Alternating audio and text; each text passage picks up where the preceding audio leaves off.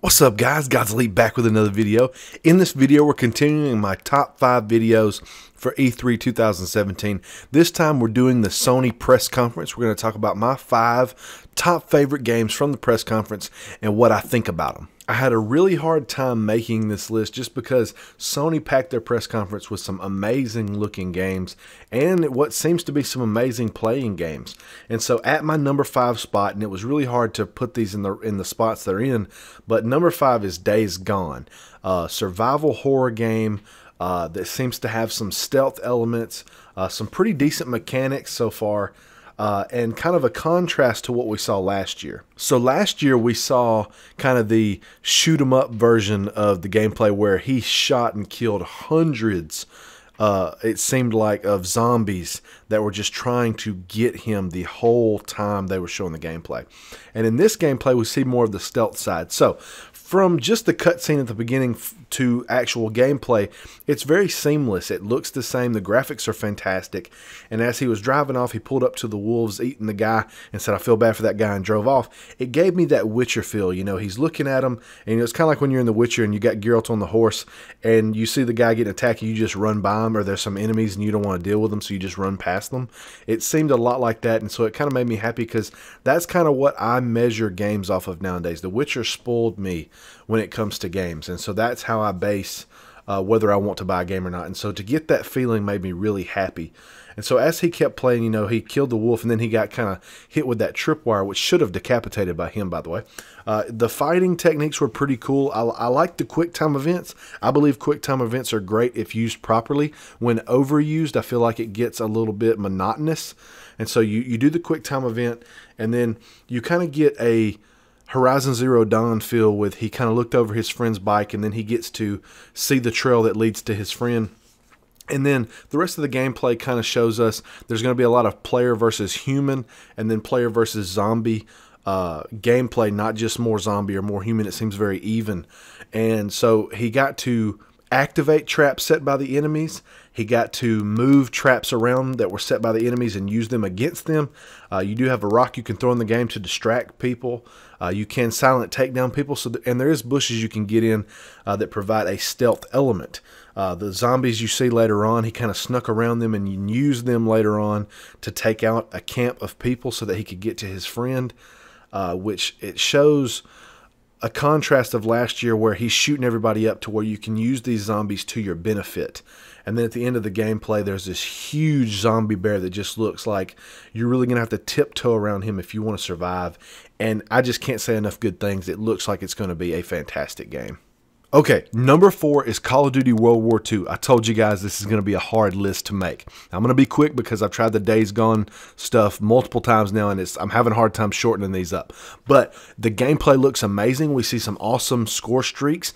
We see the flamethrower. We see a plane coming through that looks like we get to control the guns on it while it's flying through. We also see the bunker buster missile that maybe we can drop wherever we want to on the map. We see tank gameplay. The tank is rolling through. I don't know if this is going to be player controlled or if it's just roaming through the map and you can jump on it and use its machine gun. But we also see some of that. We also see some new stuff coming to Call of Duty. So we see parachuting in to the map, as well as new incendiary rounds put into the shotgun. So there's going to be some new things coming to the game that I think are going to be fun, especially that flamethrower. The flamethrower gameplay looks amazing, so that's going to be a lot of fun. The graphics looks awesome, and I'm really waiting to see what the HUD looks like with all the ammo and everything else around it. I bet it's just going to be very rustic looking to match the game, and so it's super exciting. The boat gameplay looked pretty cool. I want to see a little bit more from that, but definitely going to be having this game on the channel this fall, so be looking for it. In third place, we have Destiny 2. I know, a lot of people might be a little ill because, you know, Destiny's the main thing on my channel. But understand, as far as information, we really didn't get a whole lot. It was a very short clip, and we got more from these other games. So that's why I put these other games kind of ahead of Destiny, because I learned a lot more about them. and was really excited for them. And so what we did learn from Destiny was that we finally got to see Gaul, the leader of the Red Legion. He is deserving of the Traveler's Light, and now he has come to take it. And we get to see that it kind of takes the Light of the Traveler while we're up there with him, and we kind of get very weak. And then he kicks us off the ledge in amazing, awesome, voice-acted glory. He reacquaints us with death. And then it shows a little bit more montage of kind of us getting it back together, or getting our lives back together. So then we learn about the PS4 exclusives, which I have just beat to death on my channel already. So I'll have maybe one of those linked at the end if you want to check it out. Some PS4 exclusives, pretty cool. Get a new exotic sniper rifle that's pretty awesome in my opinion. Strike, map, ship, and some gear. Then in second place we have Spiderman. Now, the reason that I love this so much is it's Spiderman, and it's made by Insomniac. Now, I can't in my mind imagine who better to trust Spiderman with than Insomniac. I love their company. I've been playing their games since I literally was a child, and I will play their games till the day I probably die, just because I love them so much. I'm probably super biased because I love Spyro, I love Resistance, I love everything that is Ratchet and Clank. I love their games. And so I know they're going to do this game right, and it seems really cool so far. I love the gameplay. I love the way he uses the webs with the enemies. I love the way he fights. It's very Batman Arkham, and I kind of figured it would go kind of that way in a ways just because it was so successful, and I have no problem with them kind of copying it and making it their own thing. And so we see a pretty cool chase through the city, and it seemed like the swinging through the skyscrapers is going to look really awesome, and the gameplay looks pretty cool as far as free roaming the city. This is definitely a game that I'm going to get and play. It may go up on the channel, it may not. You just have to let me know, but I cannot not buy an Insomniac game. That's just the way I am. Real quick, an honorable mention before we get to the #1 spot is Horizon Zero Dawn Frozen Wilds. Now, the reason this is an honorable mention and it did not make the list was just because I haven't actually beaten the original game. Like I said, The Witcher 3 really became my standard for which I judge games, and Horizon Zero Dawn just did not capture me the way that The Witcher did, and so therefore I'd never finished it. So the story is cool either way. The gameplay and fighting the machines is also very awesome. If you haven't played the game, you definitely should. But in this new trailer, we kind of see Aloy looking for answers again, and we see this mountain with all this electricity and clouds coming out of it, and it seems that there is a new robot to fight. I'll have a slow-mode clip somewhere in here, and a buddy of mine pointed out that it looked like a dark version of a Thunderjaw, but if you replay the clip wherever it is in here and look through it each time, you'll notice that the monster starts off standing up on his back legs, and then he gets down on all fours and chases them. The Thunderjaw only has 2 legs, not 4, so I think we're going to have a big new monster to fight, and so that'll be really cool. So hopefully there will be more monsters they add in to the game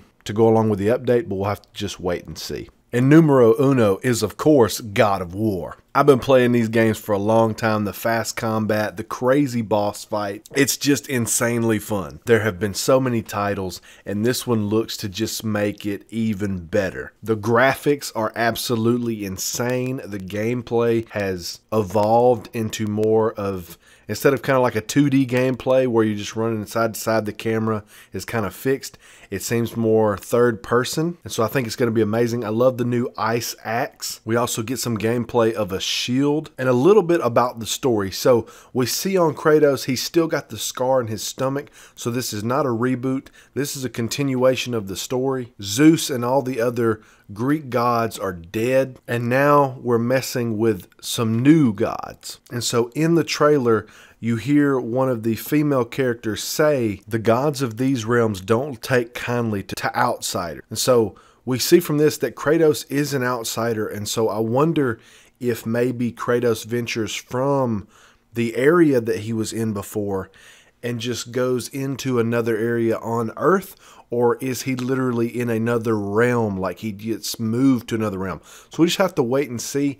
And even, I think one of the gods later is kind of voiceovering, and he says, and I thought you were so enlightened, talking about Kratos and his people.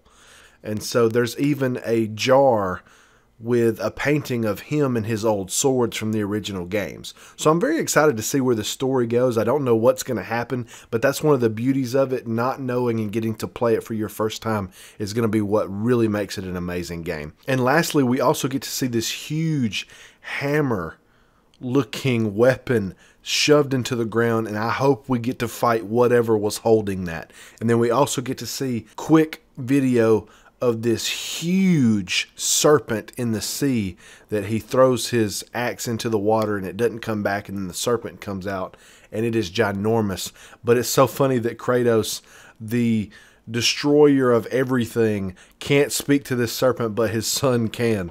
And so it's going to be insane. I'm so excited for it. That's my top 5. I hope you guys have enjoyed it. If you did, please leave a like on the video. It really helps me out. Comment below, let me know which one of these 5 games is your absolute favorite that you are expecting this year or next year. Would you arrange the top 5 in a different way, or would there some games that you wish that I would have put into either the honorable mentions or even in my top 5 lineup? Subscribe if you're not subscribed, guys, and I will see you in the next video.